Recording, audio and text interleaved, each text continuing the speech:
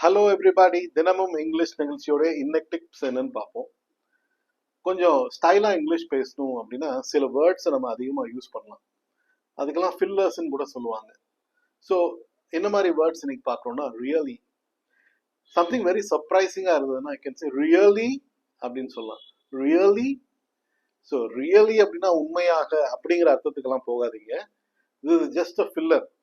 So உங்கள் சர்ப்ரைஸை நீங்கள் exhibit பண்ணணும் அப்படின்னா really, are we going to a movie today? Yes, I've already booked the tickets. Really? So you're expressing your surprise. அதே மாதிரி இன்னொன்று, oh my goodness அப்படின்னு சொல்லலாம். இதுவும் வந்து ஒரு நல்ல ஒரு விஷயம், ஒரு சர்ப்ரைஸை, ஒரு ப்ளஷரை. see I bought for you, see this gift, oh my goodness அப்படின்னு சொல்லலாம். ஐயோ பியூட்டிஃபுல்லாக இருக்கு, எவ்வளோ நல்லா இருக்கு, ரொம்ப தேங்க்ஸ், ரொம்ப கைண்ட் ஆஃப் யூ அப்படின்னு சொல்றதுக்கு என்ன சொல்லலாம்? ஓ மை குட்னஸ் அப்படின்னு சொல்லலாம்.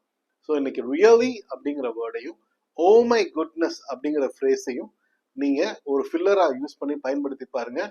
உங்களுடைய லெவல் ஆஃப் இங்கிலீஷ் அடுத்த ஸ்டேஜுக்கு போகும். All the best. தேங்க்யூ.